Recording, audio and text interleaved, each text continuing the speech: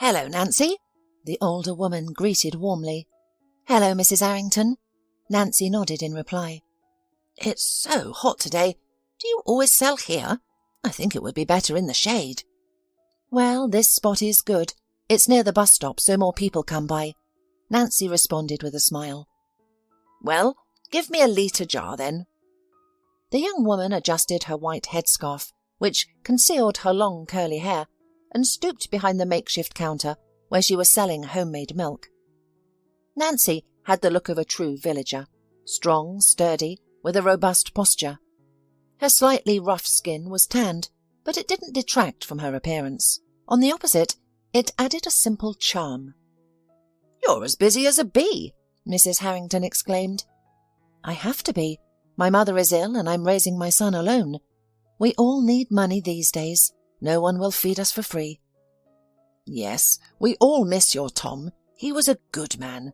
It's a shame he died so young and left you alone," the elderly woman said sympathetically. Nancy gazed downward, her lower lip caught between her teeth in sadness.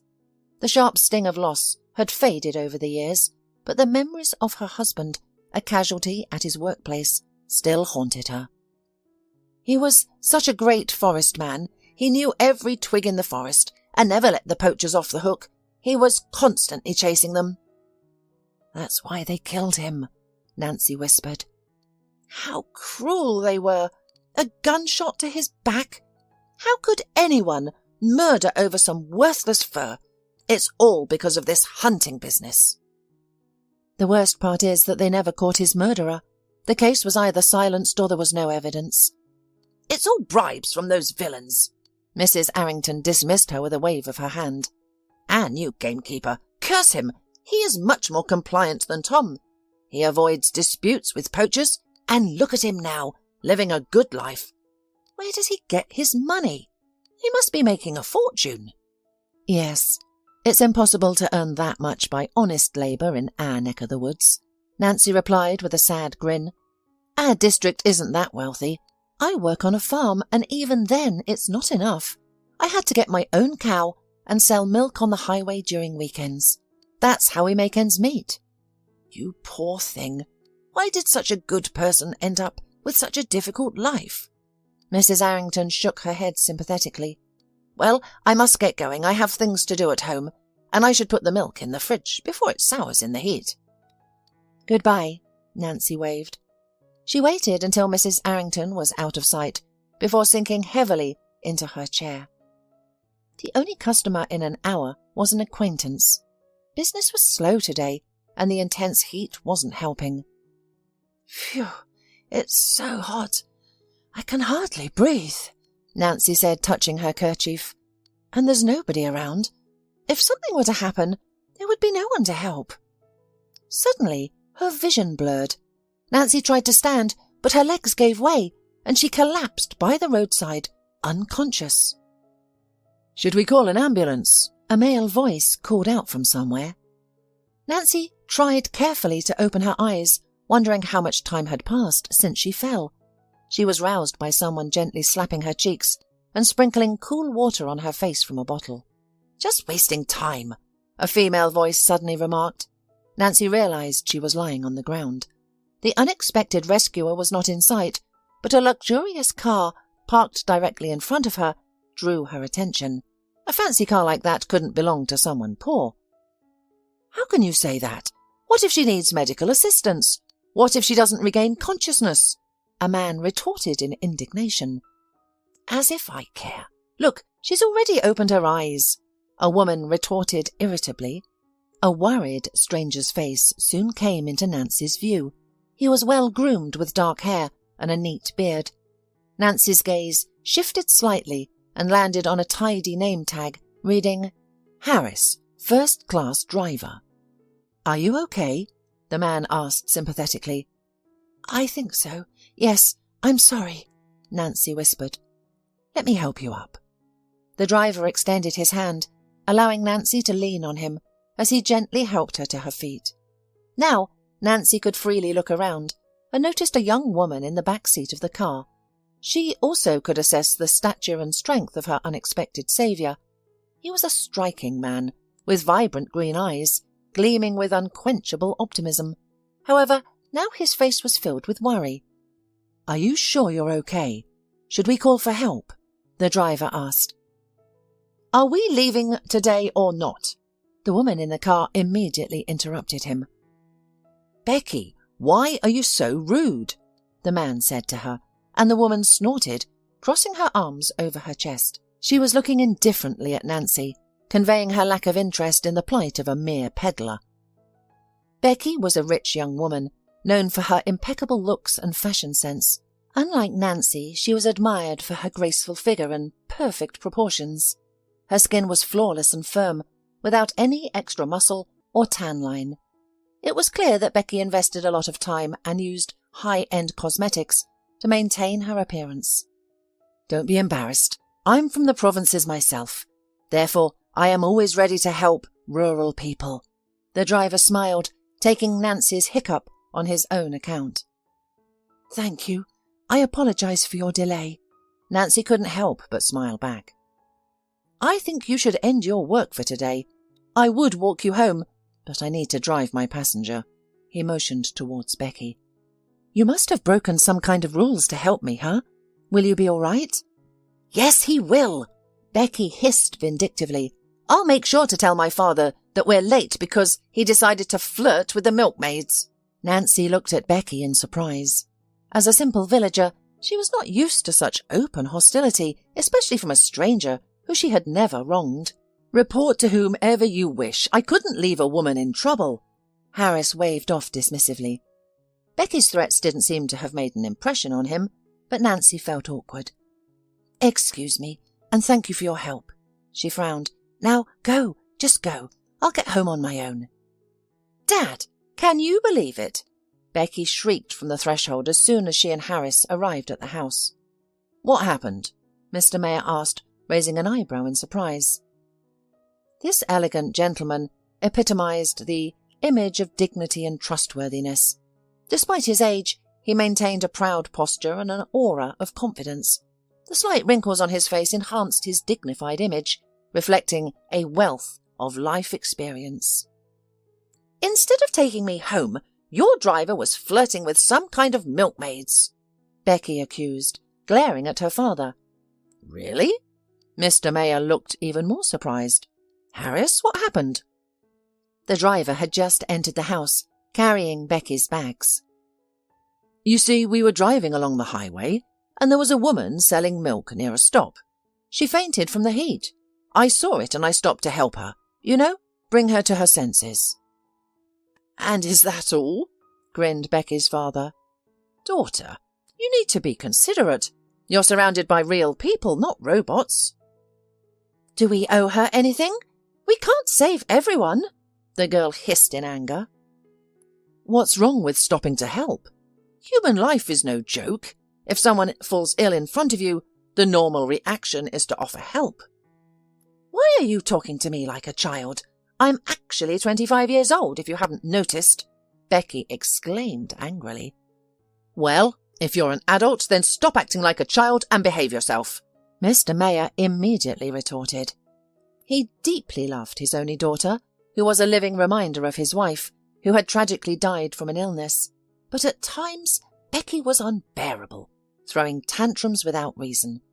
Whether this was a result of her upbringing or resolved teenage rebellion, Mr. Mayor was uncertain.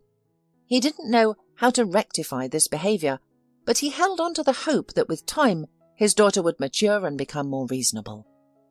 "As you say," the girl snorted and then left the room, slamming the door defiantly. "Harris, do you think that woman is decent?" asked the man unexpectedly. "I don't know. We didn't have much time to socialise," shrugged the driver. "But she was very embarrassed about delaying us and seemed more concerned about me getting in trouble for violating regulations than her health. Can you find her? Ask her if she would like to work for me as a maid." "Well, I don't think finding her will be a problem. I remember the place where she has been selling her products. But why her?" "You see, a maid works right in the house. She will be in constant contact with us and know pretty much everything that's going on. That's why I don't want to hire anyone from a professional agency. Lately, rumours have started circulating that employees of such offices like to leak information to their employers." "Are you afraid of business rivals?" Harris nodded understandingly. "Yes, because I've run into them many times. I found bugs after electricians and cameras. I have too big business and too much money in production." "And you think a girl from the countryside wouldn't consider engaging in espionage out of the goodness of her heart?" Harris frowned. The suggestion seemed to upset Harris. The driver, a simple man from the suburbs, had started working for Mr. Mayor purely by chance. He enjoyed working for the businessman, who was known for his fairness and good treatment of his employees. Yet, amidst such luxury, Harris still felt improper. "Just hope that a man from the province will be nobler, above these underhanded intrigues, Mr. Mayor." Harris's thoughts didn't escape his watchful eye, therefore he added, "Especially since I have one good example of such a man." The man winked at Harris, who, realizing the reference was to him, became slightly embarrassed. His relationship with Mr. Mayor felt more fatherly than that of a subordinate to a superior. Over the years, Harris had developed sincere respect for the businessman, who had seen life and always listened to his opinion, even if they sometimes disagreed. "And furthermore," Mr. Mayor continued, "I need a quick, unpretentious, hard-working woman who doesn't command an excessively high salary." "So you want to save money?" Harris muttered. "I just don't want to overpay for an agency brand name. Don't worry, I won't cut into her salary. She'll certainly earn more than from selling milk at the bus stop." Almost immediately after their conversation, Harris went to search for a future maid. However, she was nowhere to be found. There were no passers-by who knew the saleswoman as well. "I should have escorted her home, then I would have gotten her address," the driver said to himself as he examined the empty bus stop. What upset him most was that he was the one who advised her to go home to avoid another fainting spell. "Should I leave a note?" Harris lingered, scanning his surroundings, but without any clues to her address, he decided to return the following day. A note with his address or personal number could easily fall into the wrong hands, and considering Mr. Mayor's excessive suspiciousness, it was best not to disturb him. Moreover, he had been complaining about his troubled heart lately, so there was no need for additional stress. "Oh, come on," Harris grumbled, finding the bus stop empty again. This was the second time out of luck. He didn't even know the saleswoman's schedule. Would she return? Harris was determined to keep his word to Mr. Mayor, so he resolved to continue his attempts. "Hello! I finally found you here," Harris exclaimed on the third day. Luck was finally on his side, and he jumped joyfully out of the car upon spotting the woman in a white headscarf. "Good afternoon," she responded, smiling shyly. His unexpected appearance made her cautious. However, the handsome driver didn't seem threatening, and the fact that he had visited for days just to see her warmed the lonely woman's heart. "I completely forgot to introduce myself last time. I'm Harris. It's a pleasure to meet you here, in consciousness." "Nancy. Beautiful name," Harris smiled. "Nancy, would you be interested in a job change? My boss is offering a position as a maid at his country estate. It's nearby, and the work is pleasant." "What kind of maid am I?" Nancy responded, gesturing dismissively. "It's nothing difficult. Your main duties would be maintaining cleanliness and order in the house. Occasionally you might need to run errands for Mr. Mayor, my boss." "I'm not sure." "Give it some thought. What's there to lose? It's a job in a big, beautiful house, and certainly beats standing on the curb selling milk." The offer was tempting from the start, but Nancy knew it just wasn't possible. As she understood it, a maid's job required her to be constantly at her employer's home. "I simply can't stay away from my home for a long time," Nancy replied, her gaze faltering. "I need to take care of my mother, and I have a son as well." "Don't even worry about it. Mr. Mayor assumed you wouldn't want to leave your household, so there will be no need for you to live in his house. I will bring you and take you back every day. No transportation problems, and all at the employer's expense. Give it some thought. It's a great job opportunity." "Well, there is some truth in what you say," Nancy muttered. "Why not give it a try?" "Great. Shall we go to the interview? I'll just let Mr. Mayor know." "Harris, I'm sorry, but first I have to take the rest of the milk home," Nancy interrupted the driver. "Wait for me here. I'll be right back." "Oh, don't even worry. I have a car. I'll take you."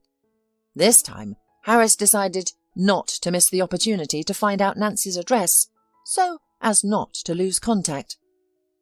"Well, I see you're a decent woman, hard-working, dexterous. Quite a match for me," Mr. Mayor said. "Thank you. I tried," Nancy smiled. The interview was a bit strange. The businessman didn't want to waste time on long conversations, so he immediately asked the potential employee to clean one of the rooms. "Well, if it goes on like this, we're in for a very profitable cooperation. You can start your duties tomorrow, and here is a salary, payable at the beginning and middle of the month." Nancy modestly accepted the envelope. Even at first glance, there was 10 times more money than she was paid on the farm, not to mention the milk trade. And another paycheck was expected in just 2 weeks. "There's too much here. I'm afraid you're overestimating me," Nancy muttered, offering the envelope back. "Nancy, I'm a business person. Profitable investments are my job. Trust me, my company never wastes money." Nancy had already been a maid for several weeks. She was diligent in her duties, and after receiving the rest of her salary, she became even more committed. "Get out of my way!" Becky's displeased voice rang out suddenly. "What?" Nancy, busy dusting the cupboards, did not immediately respond to Mr. Mayor's daughter's command, resulting in a sharp nudge to her side. "Are you deaf?" Becky snapped. "I'm sorry." The woman quickly moved to the opposite end of the room, trying to stay out of sight of the volatile young woman. Becky had disliked the new maid from the first day, constantly attempting to humiliate or tease her. "By the way, make sure you change the linens by tomorrow. If I have to sleep on dirty sheets one more time because of you—" "They're fresh," Nancy said quietly. "Are you still arguing?" Becky advanced menacingly towards the maid, even swinging her hand. "Becky, your father is calling for you," said Harris, entering the room. "What are you doing here?" "None of your business," Becky shouted. "Okay, but your father is still waiting for you." Becky turned abruptly and quickly left the room, causing the door jambs to rattle with another slam. "Hysterical girl," Harris said at her back, and turned to Nancy. "What's your problem?" "Nothing," Nancy replied, barely audible. Harris squinted at the maid, shrinking in the corner. It was apparent that Mr. Mayor's daughter was intentionally attacking the new employee, harbouring hatred at some subconscious level. "Do you want me to tell Mr. Mayor anything?" Harris suggested, referring to Becky's antics. "Don't. He'll be upset. I don't want to cause trouble in the family." The woman shook her head. "But this can't continue." "It's okay." "You're too kind." Harris sighed. "I wish I could scold her, even though she's already a grown woman. But who's going to let me? I'm also a subordinated person." Nancy smiled at his support, and Harris, for the umpteenth time, noted her natural beauty, which was increasingly captivating him. "And what time will you be home today?" he asked. "I'll be a bit late. You heard it yourself. Becky wants new bedding." "Why don't you let me help you then?" "Oh, then that fool will claim that you've spilled oil all over her car," Nancy smiled. "Considering that I've never opened the hood myself, and all the work is done by the mechanics at the service," Harris chuckled. At this moment, unable to pull himself together, Harris moved closer to the maid and suddenly kissed her on the lips. She blushed, feeling like a schoolgirl sneaking a kiss with her lover under the stairs. Nancy stood on her toes and reciprocated the kiss. She felt as comfortable and at ease with Harris as never before. "Who would have thought that I'd have to thank my work for a relationship with such a beautiful woman?"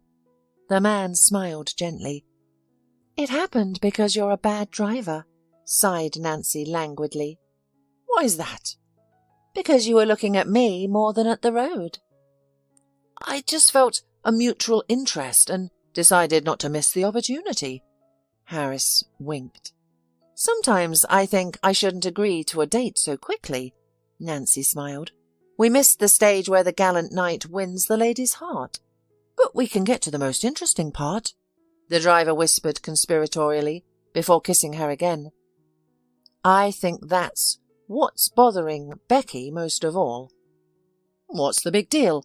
Do you think she's interested in me? Of course. How could anyone overlook a handsome man with such a huge ego? Nancy giggled, poking Harris in the chest with her fist. Seriously speaking, she's just used to considering everyone around her as her property. And now, it turns out, I've taken her toy. Maybe. The man shook his head. Oh, I completely forgot. I need to get more gas before we hit the road. I'm sorry, I won't be able to help you with making the bed, or I won't have a vehicle to drive you home. Go then, Nancy smiled and returned to her duties. Nancy, come here, please. Mr. Mayer's voice came from the kitchen. Yeah? What's happened? She asked, opening the door.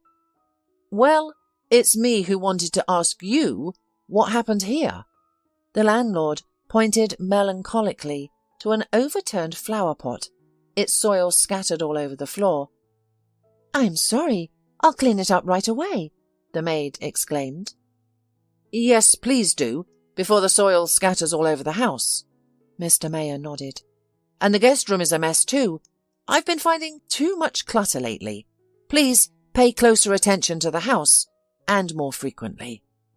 I'm sorry, it won't happen again, Nancy muttered, blushing. She felt embarrassed to be reprimanded. Mr. Mayer was a very patient man, and he rarely scolded her, understanding that it was challenging to constantly monitor such a large house. He simply pointed out the mistakes so they wouldn't go unnoticed. But the most frustrating part was that the increasing disturbances in different parts of the house were not accidental. By the way, Becky asked again for you to be fired. Why don't you get along with her? As if by accident, the businessman asked. I don't know. Apparently she thinks I'm not professional enough, the woman answered modestly. Well, Nancy, try to make peace with her.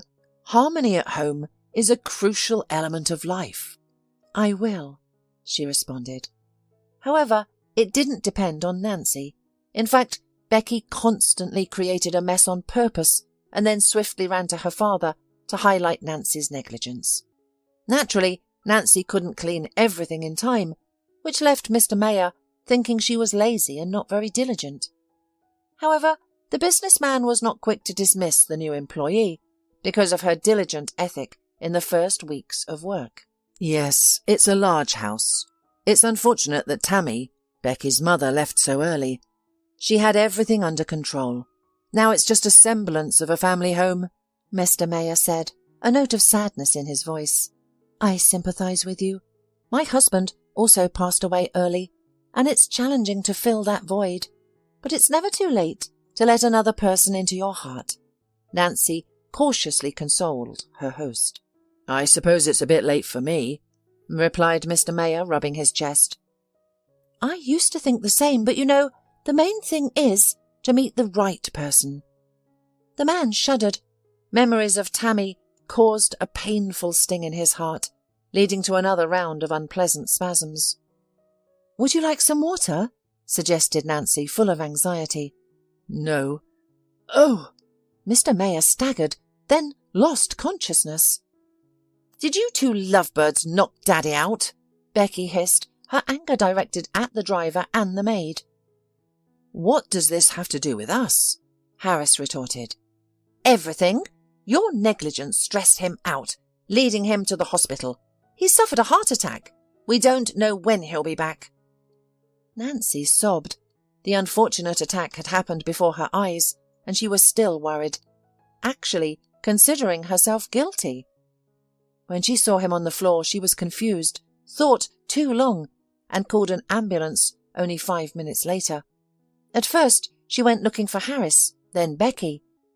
Only then did she realise she was alone and began dialing the ambulance, her fingers trembling over the keys. "I've had enough of you two. While my father is receiving treatment, I'm in charge. As the mistress of this house, my first action is to fire both of you. Pack your things and leave." After reprimanding her former subordinates, Becky stormed out of the room, slamming the door behind her. "Go to the hell." "Harris, don't," Nancy urged Harris. "Let's go. Nothing can be fixed now.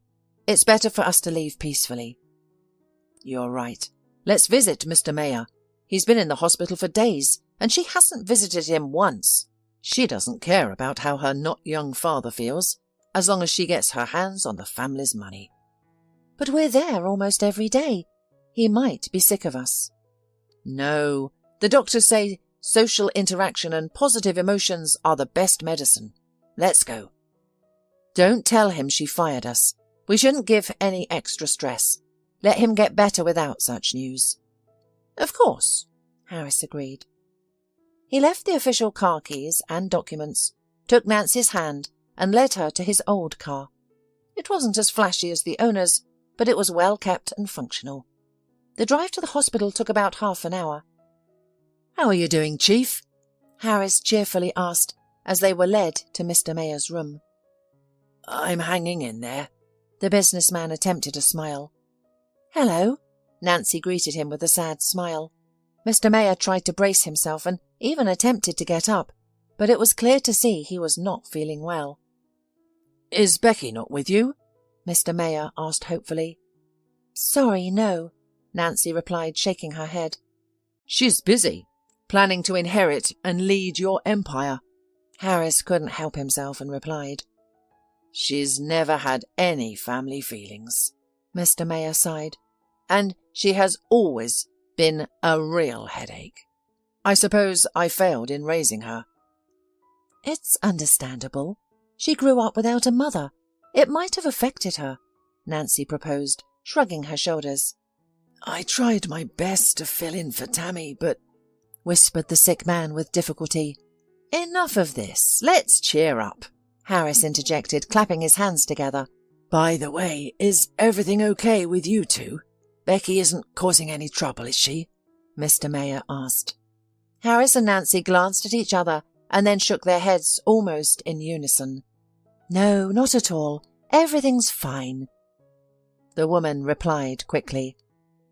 "Well, at least that's good news," the businessman said, smiling with relief. "What are the doctors saying?" Harris quickly shifted the conversation in a different direction. "Oh, nothing good. I've been lying here for days with no relief," Mr. Mayer grumbled. "They say I need surgery, but honestly, I'm scared." "Why?" The driver raised an eyebrow. "You've never been afraid, have you?" "Well, Becky consulted some specialists and then called me. She said I might not need this procedure because of my age and weakened body. She's convinced me to look for alternative treatments." "I did some research as well, or rather, I read on the internet," Nancy interrupted. "For your illness, there are no alternative treatments, just surgery." "But why did Becky suggest waiting?" The businessman frowned. "I'm not sure, but I also haven't heard about a high mortality rate. In fact, they say it's a relatively simple operation. It's often performed successfully, with only a small percentage of lethal outcomes, even for patients your age." "I think you should follow the doctor's recommendations." Harris joined his girlfriend. They looked at each other, clearly understanding Becky's motives. It was clear she intended to claim the family fortune and was dissuading her father from effective treatment with the hope of his demise. "It's still a little scary," Mr. Mayer admitted, shaking his head. "I understand what you're going through. Anyone would be afraid in this situation, but you're strong. You'll get through this," Nancy encouraged him with a smile. "I agree. You've always been brave. Look at the empire you've built. Confront your illness head-on, or it will consume you," Harris advised. Perhaps you're right. Maybe it's worth a try, the businessman said weakly. Later that day, Mr. Mayor had a comprehensive discussion with the doctor, learning all the details and finally agreeing to proceed with the preparations. Do not worry. Our clinic is top-notch. We have first-class specialists and the best equipment in the country. We will ensure the highest quality care. You won't notice any difference, the doctor assured him after getting his signature on the documents. I hope so. I don't care about any money, as long as the treatment helps. That's the spirit. They say you can't buy health, but you can certainly invest in it. The surgery was scheduled for the following week. Despite his attempts to stay calm, Mr. Mayor could not help but feel nervous as the date approached. However, the excitement was in vain. The surgeons did a fantastic job, successfully resolving the issue that had been limiting the businessman's heart function. Thank you, my dears, for convincing me to do it. It really worked. Mr. Mayor smiled cheerfully at Nancy and Harris. But why do you both look so grim? You see, here's the thing, Nancy began hesitantly. I'm sorry if this sounds harsh, Mr. Mayor, but your daughter has interfered in your business. She even convinced the board of directors that you were incurable. Harris didn't hold back. What? The businessman asked, taken aback. I'm sorry, but it's true, admitted the former maid. You should have seen how angry she was when she found out the operation was successful. It can't be, Mr. Mayor gasped. Sadly, it's true. We didn't want to tell you, but you were going to find out today anyway. It's better you hear it from us. Harris shook his head. She's cunning. She did everything she could to get what she wanted. She has transferred ownership of the house to herself and moved all the accounts and details. She became the sole owner of all the property. How can that be? We're family, Mr. Mayor whispered, his lips barely moving. The chamber door suddenly swung open, revealing a furious Becky. Her eyes sparkled with anger and her superiority, like lightning in a storm. Ah, great, everyone's here. Congratulations on the successful surgery, but it doesn't change anything. I'm the boss now, she hissed. Daughter, shut up, old man. Why couldn't you just lie there and let me live peacefully? You're always dissatisfied with me, always meddling in my business. But now you can live wherever you want because I'm the boss. Are you trying to throw me out of my own house? Mr. Mayor exclaimed. It's mine now, and you can go wherever you want. With that, Becky turned on her heels and stormed out of the room. A tense silence fell over the room. No one knew how to respond to what had just happened. What am I going to do now? Mr. Mayor sighed, his voice filled with sorrow. The last money from my personal account went towards the operation. I can't even afford a hotel until I'm well enough to undo what Becky's done. No hotels, Nancy said without hesitation. Now pack up. Take what you have and let's go to my place. My house is big enough. My mother and son live with me, but they won't mind. It feels awkward. Why do you need me there? Mr. Mayor started to refuse. No objections at all. Harris will drive us. Don't even think about resisting. I'm sorry, but I'm stronger than you right now. Nancy's eyebrows knitted together menacingly. You've got a very spirited girlfriend, Mr. Mayor chuckled, looking at Harris. So, you knew we were dating? But how? The driver asked, bewildered. I was having heart problems, not eyesight problems. You two are so affectionate, always together. I knew exactly that such wonderful people had to be together. I knew it the moment I saw our lovely Nancy. That's great, she responded with a joyful smile. Packing took quite a bit of time. Mr. Mayor's belongings easily fit into a single suitcase, as he only brought necessities to the hospital. Come in. Be careful, there's a step here, Nancy cautioned, leading the former chief to the porch. My dear, I'm not made of glass. Don't worry, everything is fine. It's just a little bit more, and you'll put me in the wheelchair." Mr. Mayor smiled warmly. "I keep thinking you're struggling after the surgery," Nancy admitted, embarrassed. "He's just lost a little weight. His rehabilitation period is now over. He will get a fresh air here, and soon he'll be back in shape in no time. Our Mr. Mayor is not one to give up," Harris said energetically. "Is your mother okay with my visit?" the businessman clarified. "She's delighted. It provides her some entertainment. It gets lonely when I'm at work. Plus, she will certainly enjoy the company of such a gallant and imposing man." Nancy giggled. "Well, that's one way to put it," said Mr. Mayor, embarrassed. "Let's go say hello then." The young woman moved towards her mother's room and carefully opened the door. "Are you awake?" she asked. "Of course, come in," the mother answered from behind the door. Suddenly a ringing voice made Mr. Mayor flinch. Oddly enough, the intonation seemed strikingly familiar, as if...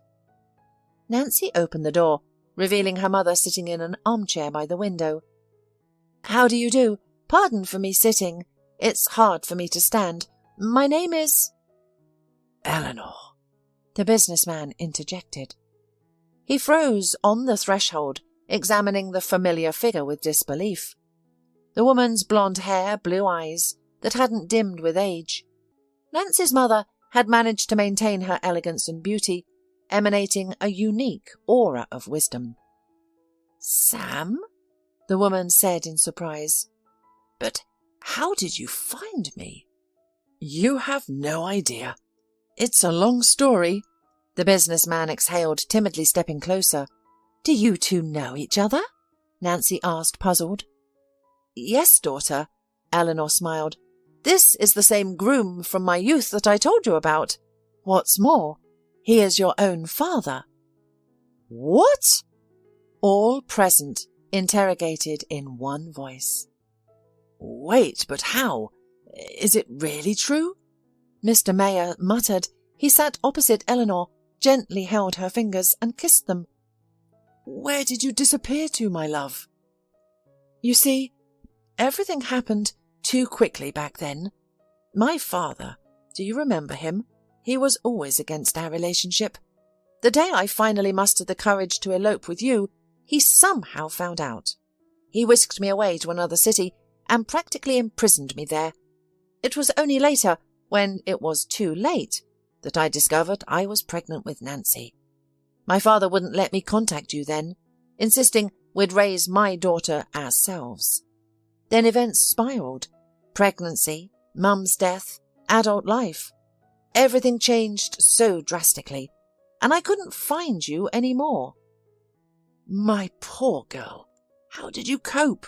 Mr. Mayor sighed sorrowfully. "Well, it wasn't easy, but Nancy always gave me the strength not to give up." Eleanor smiled. "Everything will be fine now. We're finally together," said the man confidently. "What a twist!" Harris whistled. "Wait, I didn't understand anything. Are you serious about Mr. Mayor being my father?" Nancy asked, standing frozen, as if afraid to forget the sudden news she had heard. She didn't dare look directly at the man she thought she knew well, yet in reality knew not at all. "Yes, it's true, and the fact that you have met is a true miracle," her mother confirmed. "We're all together, at last." Nancy sobbed happily, rushing to embrace her parents. A strange warmth filled Mr. Mayor's chest, bringing a sense of tranquility. "Do I have to ask you for your wedding blessing, Chief?" Harris teased, lightening the mood and drawing laughter from everyone present. Several weeks passed since their reunion. The family began settling into village life, managing their own household. Nancy returned to her old job, while Harris found work as a driver on the same farm. "Well, will you manage here without us?" Nancy asked. "What will happen to us?" Mr. Mayor responded with a grin. Well, you're not used to it, I suppose, in the village. Not a city or a rich mansion, after all, Nancy shrugged. Not a mansion. It's even better. Here, you know, the air is different, Mr. Mayor replied, inhaling a full breath. He had fully recovered from the operation, regaining his old self, and now he didn't look like an old man at all, flaunting a trim figure and noble grey hair. This place is good for both body and soul. Nothing superfluous. Everything as it should be, Mr. Mayor said thoughtfully. You know, I don't even regret my wealth. I created my business for your mother, to find her, but I couldn't. Who knew that a mere accident would bring us together? Accidents are not accidents, dear, said Eleanor, coming up behind him. Her health, too, had improved lately. She was getting up more often, moving around the house more confidently. She and Mr. Mayor even began to go for walks around the house, which Nancy was truly glad about. But so much labour has gone into your business, Harris shrugged. Exactly, labour. I'm so tired from living alone that now every day feels like a holiday. Yes, I don't have money, but my illness has finally receded. The woman I love is with me. My daughter married a good man. What more could you want? Maybe you're right, Harris replied with an embarrassed smile. I wonder how Becky is doing, Nancy suddenly asked. Don't mention that name, grumbled Harris. Didn't she cause us enough trouble? I just feel sorry for her. She did all those bad things out of loneliness and resentment against the world and herself, Nancy replied. You're too kind. Harris shook his head. Everyone should have a second chance, Nancy insisted. Suddenly there was an unexpected knock at the door. The early hour didn't suggest visitors, as most of the village's population would be at work on a weekday. Are you expecting someone? Nancy asked her parents. No, maybe it's the neighbours, but we agreed to meet in the evening. Everyone has their own business in the morning, Mum replied doubtfully. Nancy went to the front door and saw... Wow! What a surprise, she exclaimed. There's been a lot of coincidences lately. Don't tell me there's... But Harris didn't have time to finish. Nancy opened the door and everyone saw Becky modestly shuffling from foot to foot. Hello, she said quietly, too scared to look up. Why did you come here? Asked Harris. Well, Harris, why are you so rude? Nancy intervened, cutting her husband off. Maybe something's happened. What does it matter to us? Please stop it, Nancy retorted. Mr. Mayor stared at the back of the room, uncertain of how to act. He had long forgiven his daughter for her past mistakes and desired to reconnect with her, but he was unsure how to tell Becky about Eleanor. He feared that his newfound relationship would be seen as a betrayal of Becky's mother's memory. However, he also didn't want to keep his first love in the secret from Becky. What's wrong, daughter? He finally asked, daring to step out of the shadows. Dad, I'm such a fool! Becky suddenly sobbed. Forgive me! Unable to bear the stances directed at her, the young woman broke down in tears. Large tears rolled down her cheeks, smearing her expensive mascara. I thought I could do it. And She attempted to explain, but her sobs choked her words. She covered her face with her hands, trying to hide her emerging weakness. It's all right. Everything will be okay, Nancy said softly as she approached her. She gently hugged Becky, pulling her close. Mr. Mayor joined them immediately, aiming to comfort the troubled girl. Why are we in the hallway? Let's move to the living room. Come on in, Eleanor said, smiling warmly at the guest. Forgive me for intruding like this, Becky sobbed, beginning to calm down. What happened? Nancy asked. Nothing that my father didn't warn me about, Becky shrugged. Running a huge company isn't as easy as I thought. I almost foolishly ruined the business, pushing it to the brink of bankruptcy. What about the board of directors? Weren't they supposed to help you? Mr. Mayor asked, raising an eyebrow. I argued with them all at first, and then everyone wanted a piece of it, and they started to break up the whole company. So, you came to surrender? Harris asked. Nancy elbowed him immediately, but he had already realised his blunder. Dad, forgive me. I was such a fool, just impossible. Becky sobbed again.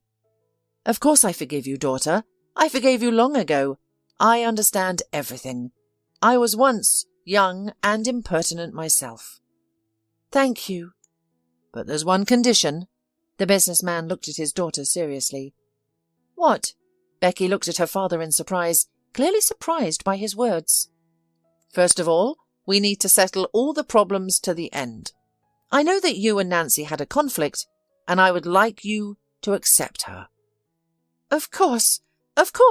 I've wanted to do it for a long time. I haven't finished yet.